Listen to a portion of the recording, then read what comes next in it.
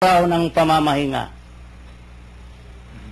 halos araw ng pamamahinga, nandun ang babaeng ito. Nung mapunta roon ang anak ng Diyos, ang Panginoong Jesus, hindi siya kailangan niyang humingi sa Kanya. Hindi niya kailangan na magmakaawa sa ating Panginoon. Nilapitan siya ng Panginoong Jesus sapagkat tinupad niya ang utos ni Moises sa bawat Hudyo. Kahit ganon ang kanyang kalagayan, ang kanyang tungkulin ay kanyang isinagawa.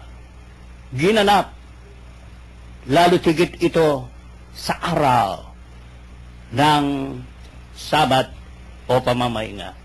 Rinigaluhan siya ng Diyos sa loob ng 18 taon niyang paghihirap. Dahil sa pananalig niya sa Diyos, hindi siya nang hinawa ng kakapunta ng araw ng pamamahinga sa kanilang lugar sa sinagoga. Ito ang ipinahihiwatig sa atin, na kung ang tungkulin iniata sa atin ng Diyos ay nandun tayo sa kanyang tahanan, sa panagkiltitipunan ng kanyang mga anak, darating ang araw, anuman ang kalagayan natin o sakit sa buhay, pagagalingin ito ng Diyos sa takdang araw na gusto niya. Lagi nga natin naririnig, kahit sa radyo, mapapanood sa television, at kung saan man tayo nakakapunta ng mga renewal, lagi nating naririnig sa nagsasalita, in His time. So, ang ating mga panalangin ay dinidinig ito ng Diyos, at huwag nating iisipin, lumalagpas ito sa pandinig ng Diyos. Hindi po, eksakto yan. Pero sa tamang araw, sa tamang oras, ay bibigay ng Diyos ang kahilingan at katapatan ng kanyang mga anak. Amen. Yan po ang pinagaling ni Jesus ang babaeng hukot. Nakita ho natin dito na ano man hong araw, basta't ito'y sa kabutihan ho, ay hindi ho masama yan. Ano man hong araw at tayo'y tumutulong sa ating kapwa, ay pinakikita ho rito na yan ho, may kredito ho sa ating dakilang Diyos. Pinapahalagahan ho niya sapagkat ang ating Panginoong Hesus na ang nanguna na itong araw ng pamamahinga na masyadong iginagalang ng mga sinauna ay kanya hong binali ito at sa kabutihan ho ng tao. Ganun po ba? Di ba sa makasalanan ginagawa po yung parusa dahil sa kasalanan na ginawa niya? Pinarurusahan kasi yung po ang alam ng marami pag nagkakasakit ang makasalanan, pinarurusahan daw.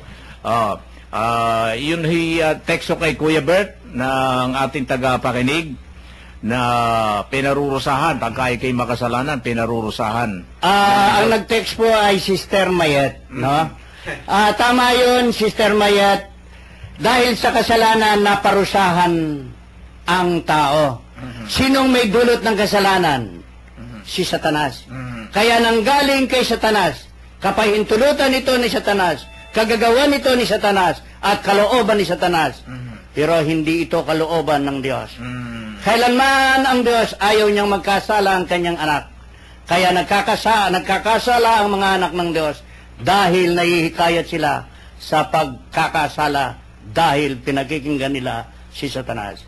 Ang lahat ng ito ay dulot ni Satanas, hindi kailanman dinulot ng Diyos. Amen. So, ang Diyos ho, hindi nagpaparusa ho.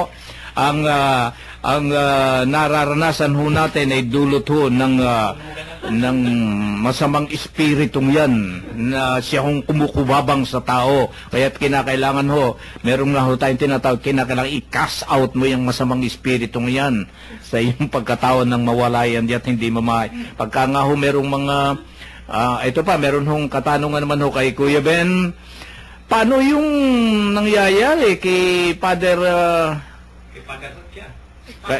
kay Father demonyo ba may gawa noon sa na-paralyze siya? Paano ba yon? Ang katanungan.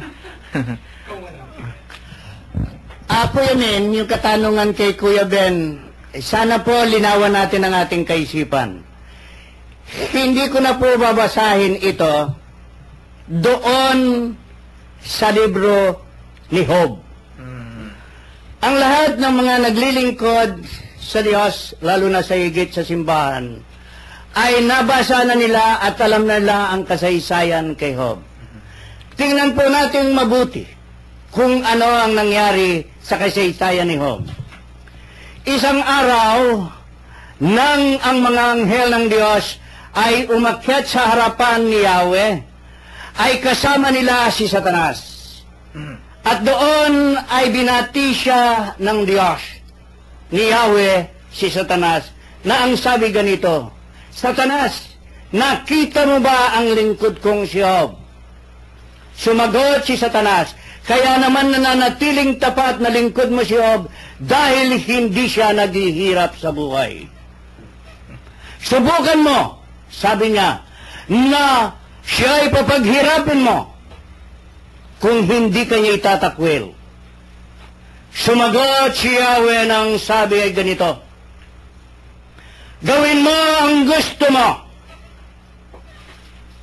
Huwag mo siyang sasaktan. Madalit sabi po, alam natin mga ginigiliw naming tagapakinig, nawala ang kayamanan ni Job. Nawala ang kanyang mga baka. Nawala ang kanyang mga tupa. Namatay ang 7 anak at ang kaisa-isa niyang asawa. Noong pangyayaring yon, yung suot na damit ni Job ay winarak niya at sinabi, isinilang ako sa daigdig na ito na walang saplot. Babalik ako sa kanya na walang saplot. Hindi natinag si Job sa kanyang naranasan. Sino pong may dulot nito? Si Satanas. Ang Diyos ba? Hindi. Sa kapahintulutan ng Diyos upang makita ang katapatan at pananalig ni Job. At pagkatapos nito, umakyat na naman isang araw ang mga anghel ng Diyos kasama si Satanas.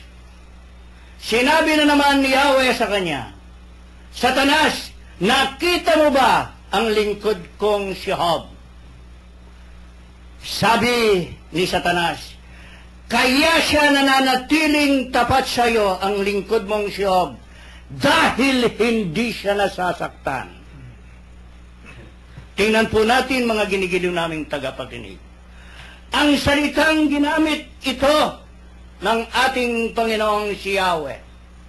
Ang siyang ginamit ngayon ni Satanas sa napakatusong Satanas na ito.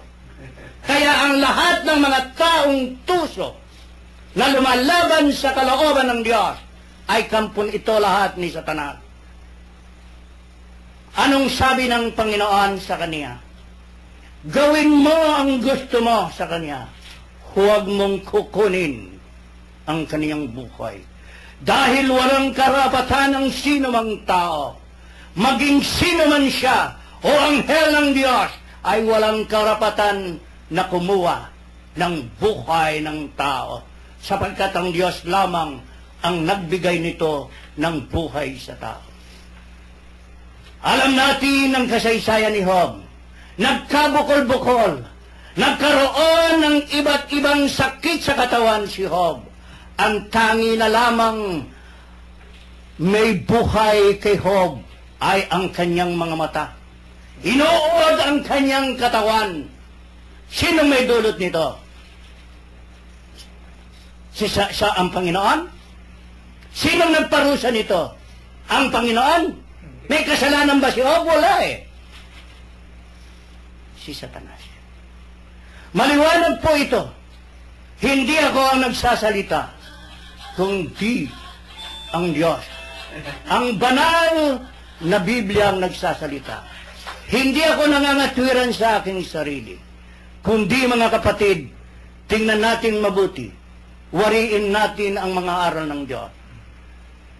Kailanman ang anak ng Diyos ay hindi pwedeng parusahan niya